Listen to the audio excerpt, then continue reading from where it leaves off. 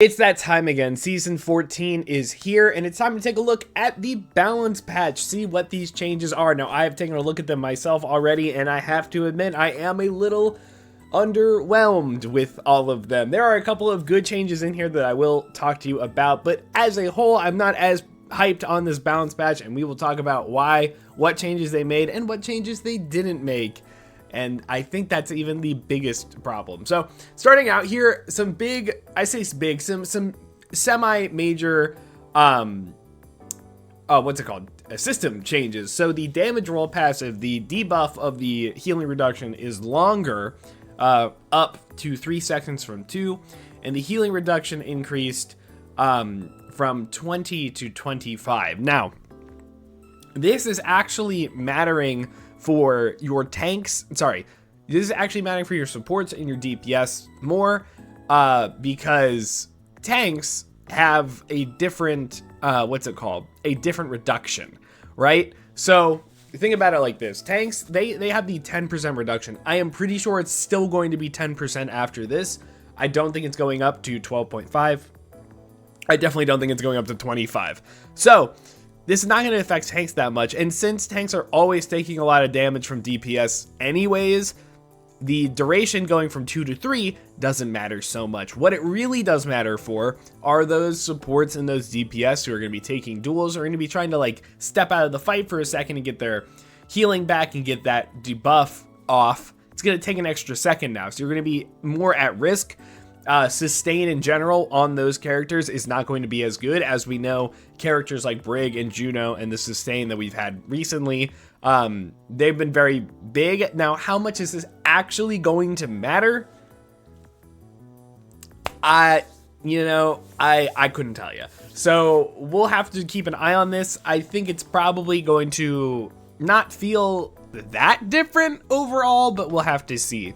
On top of that, the global projectile size bonuses that they added in Season 9, it looks like the hit scan radius for the larger and small ones, so basically the hit scan across the board is getting smaller by 0.1 meter, and then the projectile radius for the large projectiles, which I'm pretty sure would be stuff like Rock and Junker Queen Knife and like Orisa Spear, those kind of abilities, not like a Zen Orb, right? Not like those really smaller projectiles.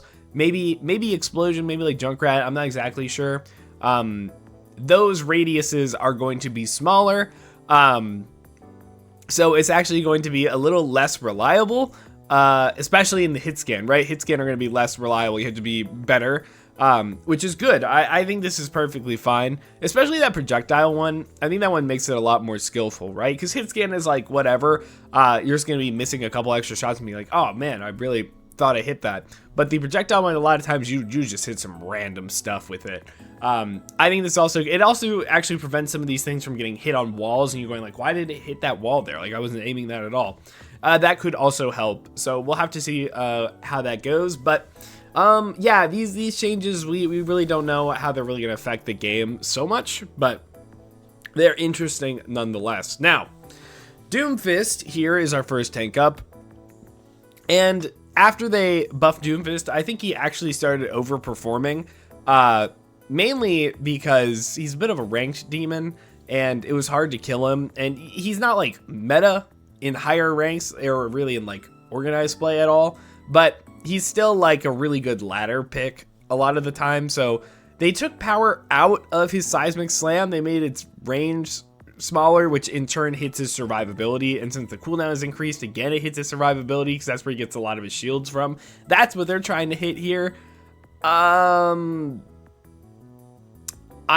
think they need to put a little more power in this ability, actually. I think they need to take it away from his rocket punch, not decreasing the wall slam angle. I think that was a great buff and quality of life change at the same time, but maybe some of the damage, maybe some of the knockback utility, maybe some of the stun, then put a little more juice into Seismic Slam. I don't think Doomfist's survivability is necessarily the problem. I think it is his kill potential.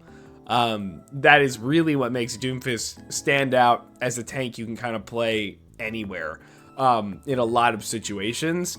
So yeah, I mean, I don't know. I I don't quite understand. I don't know how necessary this was. Maybe they're afraid since there's sustained nerfs across the board. Doomfist is one of the few tanks that isn't really affected by the DPS passive so much because he's so mobile and can get in and out so often. Maybe that is where this is coming from. In that regard, I think that makes some more sense, but I just don't quite agree with how they've implemented it. We'll have to see how it turns out. I think maybe if they want to hit a sustain, either block percentage or just like percentage of shield granted on Seismic Slam, you know what I mean? Something like that. But I think these are going to be somewhat minor, although this distance might make you might feel that one a little more, but the cooldown probably not too much. All right, Hazard. Now, there are a lot of changes here. Let's talk about them all individually. So, actually, you know what? Let's read the dev comment for him because he's new. He's got a lot of stuff, right? The community feedback from Hazard's trial has been largely positive despite underperforming slightly. We're adjusting his kit to increase the damage of his primary fire, making Bone Spur more consistent and a reliable tool for finishing off enemies. Spike Guard, I think that's important, right? Finishing off enemies. Bone Spur, that's kind of it, right? They don't want to just like go in and assassinate, right? They want him to be more of like a finding the opportunity and kind of finishing with the primary and probably the leap, right? They don't want him to just be going in and like shot / melee. And you'll see some changes like that. Spike guard protection sometimes felt inconsistent due to being used from a third-person perspective. To address this, we've widened the forward blocking angle, providing Hazard with more reliable protection. Additionally, the damage of Spike Guard has been slightly reduced to balance the increased Bone Spur damage and protection radius. We're also strengthening the Jagged Wall to make it more impactful while increasing the time required to re-trigger the knockback effect to minimize frustration from frequent knockbacks. So I like the end. I like the sound of that at the end here. Let's actually look at this. So Bone Spur damage per spike increased from 6.75 to 7.5. Now, I think this is a little bit concerning, to be honest with you. Now, it still falls under, like, it's just going to be halved on armor, so he's not going to be that good into tanks. I don't know how much this really hurts the breakpoints, because, you know, he's going to be doing, like, what? I'm trying to remember. He did, like, 130, 140 to the head. This is, like, a, what, 11% increase? So if we're going off of like 140, he might be doing like 155 to the head, and his slash to 75, and you're getting really dangerous, right? That is still not at the breakpoint, right? That is still not at 225. Crunching some numbers. Wait, I think it actually is. If it goes above 150, right? That goes to 225. Which I think is fine because they're the mobile characters and everything. They can get away. And that's fine.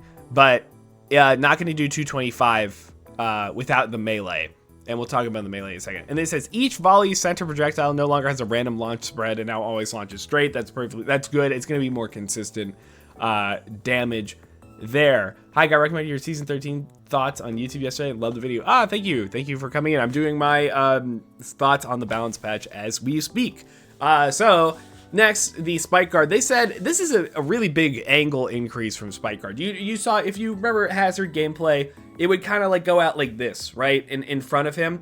Now, since the angle is 180 degrees, it's everything like this is going to be affected by Spike Guard. They said because of the third person perspective kind of like messing up with that. I don't know if that's necessary. I didn't think that was something I felt. The damage per second was reduced because his Bone Spur was increased. I think that's fine. Nothing wrong with that there. In fact, it probably did a little too much damage from just being an ability you just hold and look at people with. So that's okay. The Violent Leap, this is what I was talking about with the melee. After you do the slash, you have a limited amount of time before you can melee. So the combo of jump, shoot, slash, melee is not going to be as effective because there's going to be an extra little bit of window before that melee can come out. Hopefully that will prevent people from getting completely one-shot, but I have a feeling that if that's not the case, then they will increase this further or maybe bring some damage out of his kit. Jagged Wall health actually increased. I did think it was a little weak, to be honest with you, on launch, or at least in the trial. Knockback damage increased from 40 to 50. I think this is good. That's fine. And then they can't be knocked back as often. I thought that was extremely annoying. I'm actually really glad that that's being addressed. Just 0.25 seconds though, is that going to be enough? I don't know. I don't know if that's really going to feel that much different, but it is a good step in the right direction. And being able to get a little extra damage in there as well, I think does help him use Jagged Wall as an aggressive tool, part of his combo kit, right? The 40 damage to 50, I think, is significant in that regard, especially with some of his newer breakpoint values as well. Oh, excuse me. Downpour, which is his ultimate. The airborne momentum lost by counting downpour reduced from 90% to 50%. What does this mean? Well, if you're in the air, you know, and I'm flying through the air, right, and I get hit by this ultimate, I lose 90% of my momentum. So now I'm going to be only moving, you know, horizontally at 10% of what I was. So I'll just instantly just hit the ground, right? And just boom, right there, basically right where it hit me. Now it's only half. So if I'm moving at like this rate, if I get hit by it right in the middle, I'm going to land right here as opposed to right here. As opposed to right here rather, right? So you actually get to get out of the way and not necessarily like be in a bad spot. You're not completely shut down after the ult. I think this is a really good change. I actually didn't think the ult was really that strong from my like playtime with it, but I think this is totally fine. It's one of those that could be frustrating, so we might as well address it now. And then vault, I think these are more like quality of life stuff. Minimum obstacle height to trigger vault reduced from 1.75 to 1.25, which should allow Hazard to scale short obstacles more consistently. That is good. There were a couple bug fixes for the vaults as well. He definitely would just keep kind of like grabbing a ledge and then letting go, and didn't really understand what he was trying to do there. So overall, we'll just have to see how these changes are. I think they're good. I think a lot of them are good. But we'll just have to see, right? It'll play out as we test this character more and get him in the actual game, more than just the trial period. All right, next. So it looks like they are happy with the Mauga playstyle from last patch, and they've just hit 50 armor.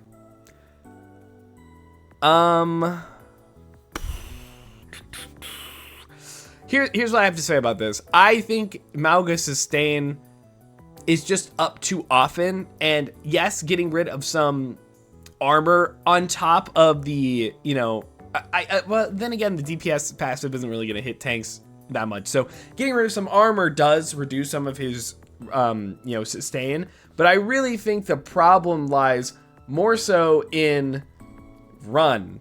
Overrun having too much stuff on it, and I would really like to see them actually hit the damage reduction specifically on Overrun, not just armor in general, because I think it needs to be more risky for Mauga to actually get in and use it. If he's gonna have it up so often, there is no need for this ability to be so overloaded with things, right?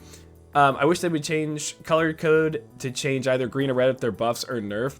That's the thing, it's like sometimes it's both, sometimes it's neither, sometimes, you know, it could be considered a buff and then later on we figure out it's a nerf.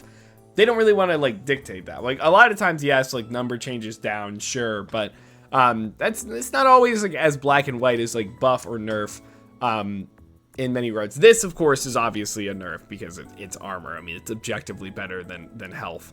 I don't think this is going to do that much. Mauga is going to be running around like a maniac still this patch, so be on the lookout for that. Orisa got some of her armor back, just 25 of it. How much is that really gonna matter? It could make a difference, definitely. I mean, armor is a very powerful tool, and for whatever reason, Terra Surge is now going to increase its pull radius from 8.5 to 10.5. Now, this does not mean that the kill radius is going to change, but I don't understand why this needed to happen.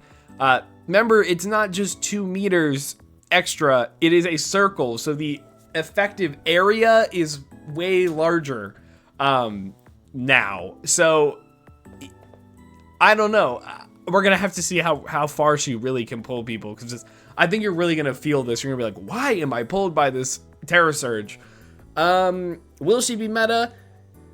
No, I doubt it. Maybe counter pick, but the fact that her DPS is so low when she is invulnerable now, or it's like much lower rather, that did really kill her. So I do think that this is in response to her going like all the way down, right? Like becoming way less useful after that, which they don't exactly want. So I don't think this is going to really tip the scales too much.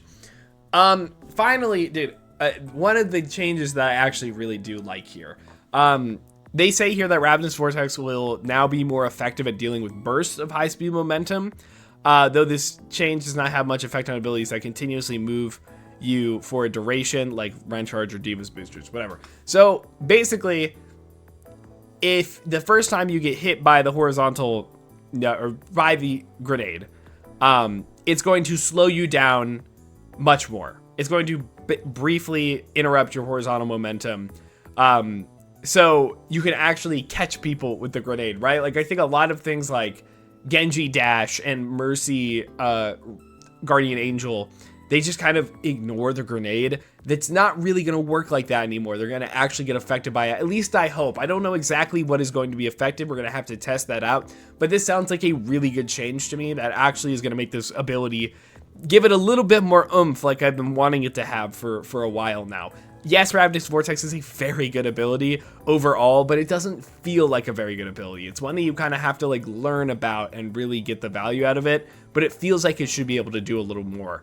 And then Slowing Field now ignores barriers for line of sight.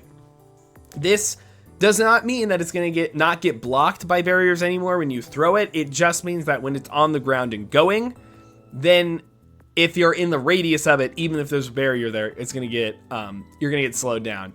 Not a big, I don't think it's a super big change. Actually, you know what? I say that, but this is Ramattra we're talking about, who can pierce barriers. So, you know what? That actually might be relevant. Let's keep an eye on this. I think these are good. I think these are more active changes. I do like this one more so than this. I could go either way on this one so far, but I'm down. I'm here for it. Winston's Leap now does 10 more damage. Sure. Let me play Winston. Did he need it? No, not really, but I'm okay. I'm chilling. I don't think anyone's complaining. So, okay, whatever, will do. Ash. This one is just that it's a mobility tool, Coach Gun is, so we get affected by any ability that locks you out of mobility tools. Like if you get stuck in Grav or Trap or something like that. Now you can just use it to knock back enemies, but not yourself. I think that's actually a really good change. I can't believe it took so long to get something like this in here. But since it has like another function, they're like, yeah, you might as well be able to use it, just not actually change her position. I like it. I think that's a good quality of life change that might actually make a difference in a couple of matchups here. Pharah got her Jet Dash cooldown increased rather.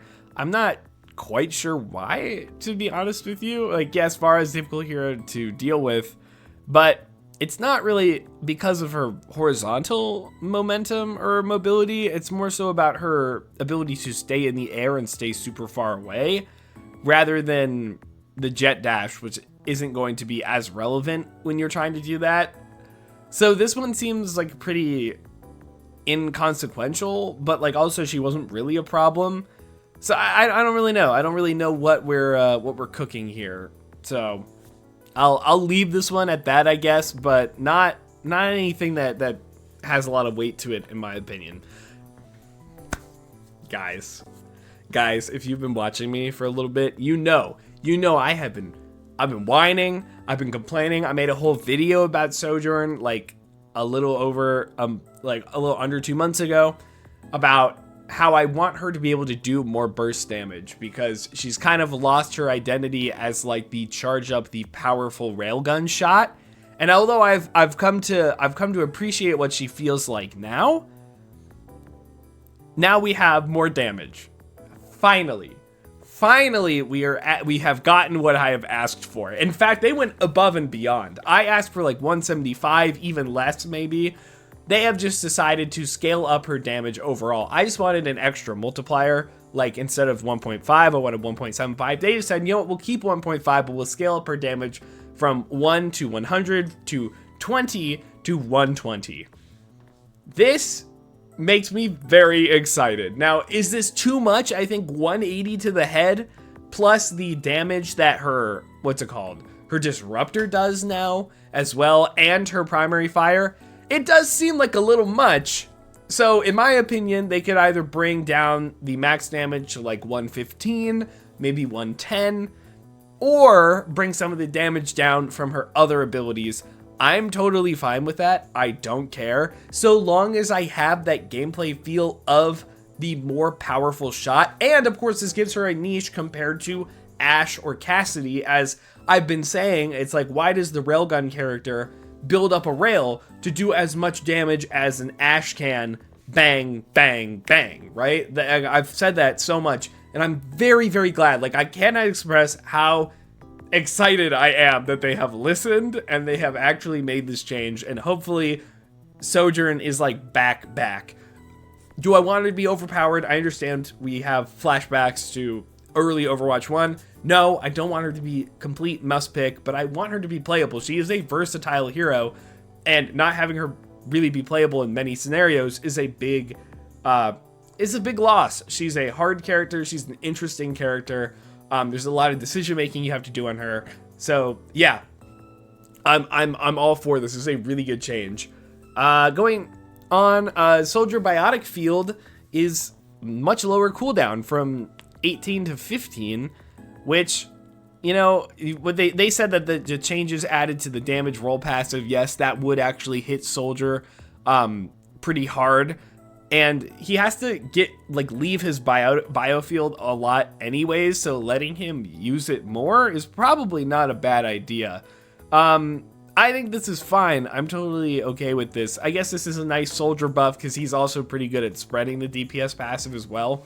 So we'll have to see. Maybe Soldier's gonna have some, use here and there. I think he could be a decent pick in that regard. Sim Teleporter has more shield health, just 50 more. I guess so it's easier to use it, to get into it before fights and stuff. I don't know. Seems pretty whatever. I'm not exactly, I don't really have any feelings about this. It's just kind of like a, okay, I guess. Sim has a lot of problems. I think she needs another rework. I just don't think she quite functions. She requires too many resources. She requires too much time. There's a lot of stuff behind Sim that just doesn't really work, in my opinion. That I don't know. I think they could do a rework around her. But for the time being, okay, sure. Torb. I actually, I don't like Torb. I've talked about it a lot. They've increased his hammer damage from 55 to 70, which I think is great. If you're gonna have a unique melee, you might as well go all the way with it. I'm totally down for this because he has a shotgun. It's just silly. Who cares, right? But then his turret builds faster and it has increased health. Is that more annoying that it has increased health? I think so, but it building faster I think is actually much more useful. How useful it's gonna be, I don't know. I don't think Torb is gonna be meta at all. He's got a lot larger problems that need solving. But yeah, I guess the damage increase from Forge Hammers was because of the larger health pools. I guess. I don't know. I think it's whatever. So Torb's still not going to be great, but I don't think these are the worst changes ever. Venture. I actually like this one. So if you know about Venture, you know that when you're underground in Burrow, you would get your drill dash cooldown back 90% faster, right? This actually only counted while you were underground. So if you ever get, if you're knocked out in the air, if you're going into the air, you have to get into the ground to actually get your cooldown back. And something that you could do to kind of increase the cooldown, coming back, is that at the end of it, you could hold and charge up a big jump, and then you'd be in the ground the entire time. So you'd actually get your cooldown back faster if you just, 1 second faster maybe, if you just jumped out normal. But Now, no matter if you're in the ground or not during burrow, you'll still get the cooldown reduction. So I think that's totally fine. Nice quality of life change. I don't think there's really anything lost. You know, I don't think there was any skill really to it. So I think this is totally fine. Good change there. Going on to support, we have Baptiste. Cooldown decreased. Oh, sorry. Regen burst. Cooldown decreased from 15 to 14. Radius increased from 10 to 12. Ooh, God. Careful. Regen burst, I think, needs some help. It's a really boring ability. But decreasing the cooldown of his team sustain AoE ability and then increasing the radius is a scary prospect. I really don't know how this is going to pan out. I don't think this is a great idea. Because it's not just burst healing, it's also sustain, right? Like it's healing over time as well. So the uptime of his healing over time is going to go up, which is, you know, that's important for Baptiste for these sustain comps. So I'm not sure how I feel about this. I definitely don't know if he really needed this. So we'll have to see how this pans out. But overall, I don't think it's a great idea. Okay, I've been talking to a friend about this one because Brig has been hurt once or twice in the patches recently, and this Inspire duration is actually a really big nerf. And I don't think it's deserved. I don't think Brig is the problem. I don't think she is the reason we are in the meta that we're in. I think she just goes really well with Juno, right? And the characters around it. But Brig, you know, in these Malga comps or whatever, the Inspire damage or the Inspire duration doesn't matter because she's going to be much higher uptime, giving Inspire out to her allies, right? But when you're in something like a dive comp, right, when you have less opportunities to proc Inspire because you're protecting your backline more, having Inspire, that is like cutting her healing by 20%, really. And the way that Bring Inspire works is that if you're in a radius, you know, you just get healing over time. If you're in a radius when she hits it, when she procs Inspire, you're going to get healing over time no matter where you go in that time. It actually is a nerf for her sustain and healing that she gives to her flankers, right? So this is actually just a nerf to dive compositions, like Brig and dive compositions and more mobile compositions. And this actually doesn't do anything for the compositions that we've been playing with for a while. Mostly. I guess there are some characters, probably like the Echo and the Reaper, who are going to be a little more out of the way, but like, still. No. I just don't like this. It's not Brig's fault. We are not in this meta because Brig. We're in this meta because of Juno. And I don't think Brig needed to get hit again. Repair pack, whatever, sure. But I think this one is a much bigger deal than it leads on to be, at least in many regards. And it does not fix the problems that I think that are perceived to be here at the time. So I don't quite like this one either. Yari, increase the radius of Captive Sun. I think this is not necessary at all. That is 10 meters is a gigantic radius for this thing. Like, think about it. This is now as big as the Ori pull, or almost as big as the Ori pull that's going to be pulling people from a million miles away. Having to get hit by Captive Sun like that, I mean, it should be hard to use. It's a extremely high value ult in the right situation. It should be hard to use. That is absolutely what should be going on here. I don't think the explosion radius needed to increase. I don't really like that very much, to be honest with you. And Lucio, I've got one change I like, one change I don't. The crossfade self-healing penalty decreased. That's perfectly fine since the what's it called? It's self-survivability. It's a net positive here, net positive for self-survivability for Lucio. But since the DPS passive is going to be a little more, this is great, right? I think it lets Lucio stay in longer, fight longer, which is fun. That's great. The other one, sound barrier now falls faster when used in midair. I think part of the skill of Lucio is putting yourself as close to, like, putting yourself in good positions to beat safely. There's a lot of skill to getting a beat off, and it's one of the ults that you can counter before it comes off, and that is a very high skillful play.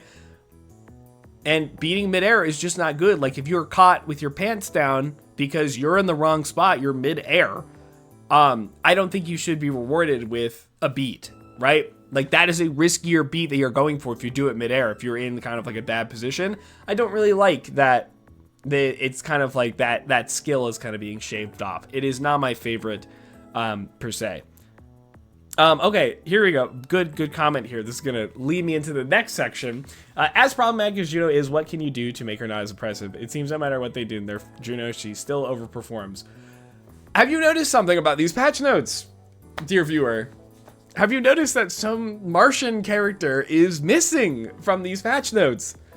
After 4 months of her being an absolute must pick and the single meta definer in the game.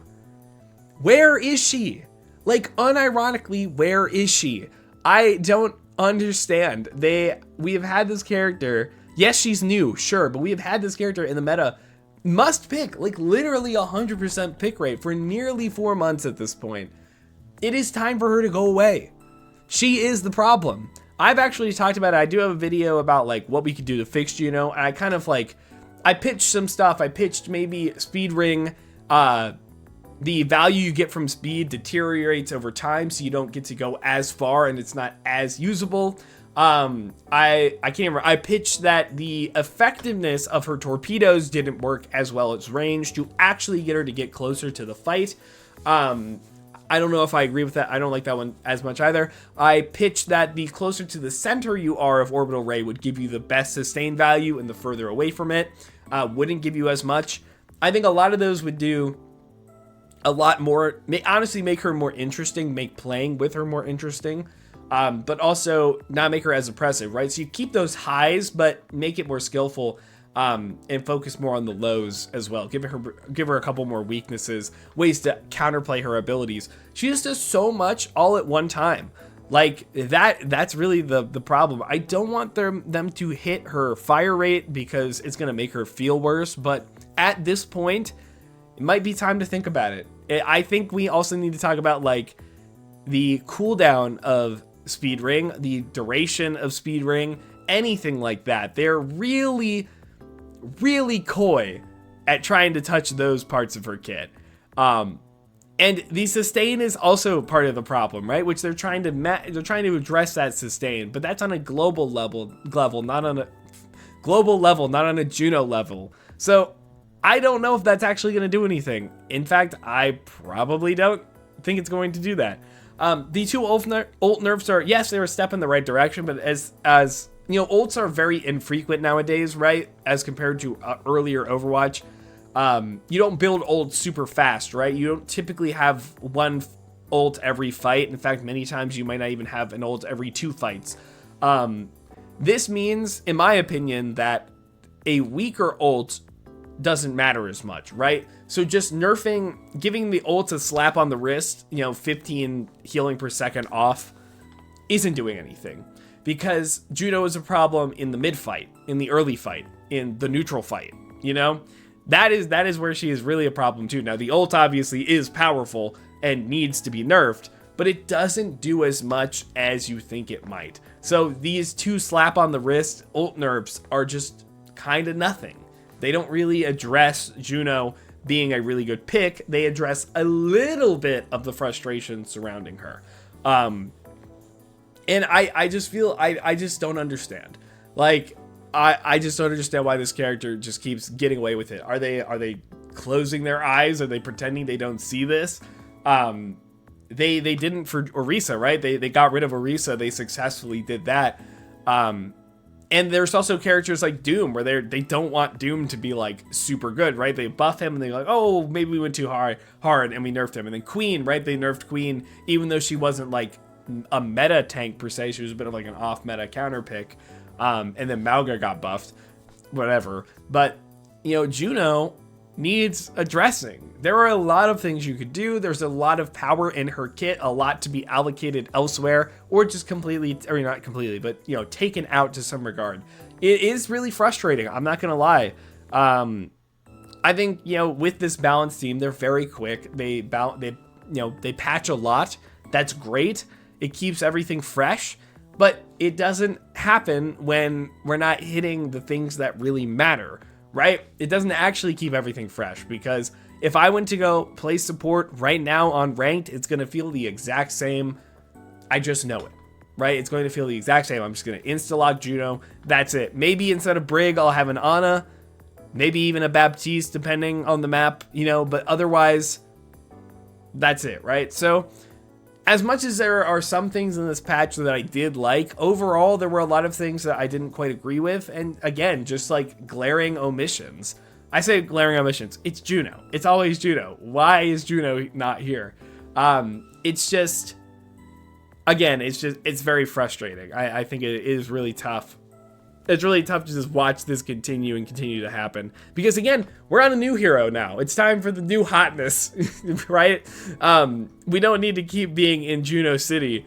And that's also part of the thing. I don't think Hazard does particularly well into Juno.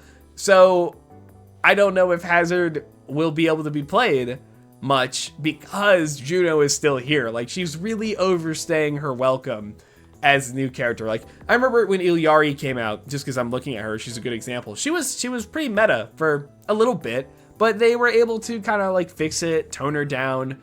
By the time Mauga came out, he was the guy to be meta. And he had, you know, he's obviously had his time in the sun too, but he's also had his downs, right? Like, there's been times you can't really play him so much. Venture has had their time to shine. Who else came out this year? Juno, of course, Juno, right? So basically, like, everybody's had their, like, since Ilyari, everyone's had their time in the sun. Ramatra too, just not Lifeweaver, right? Everyone but Lifeweaver.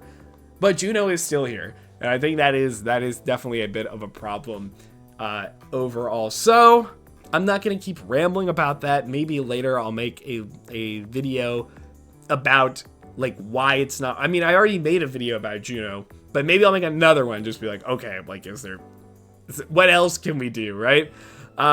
So that is it. Thank you guys for watching. But before you comment, please subscribe. I really appreciate it. But I do want to hear back from you. What do you think about this balance patch? What did you like about it? And what did you think was missing? Which I assume some of you are going to agree with me as well in that department. Leave a like while you're at it. I really appreciate it. This was streamed live, twitch.tv/LaneHemingway. That's Tuesdays, Thursdays, and Saturdays. If you want to join in on the discussion live, that is the best place to do it, except I forgot this week I am going out of town. So the rest of the week I am not streaming. So next week, come see me next week. Anyways, join my Discord down below. Link is in the description. Just a nice place to talk about Overwatch stuff and keep up with the stuff that I am doing as well. So thank you guys so much for watching, and please have a good day.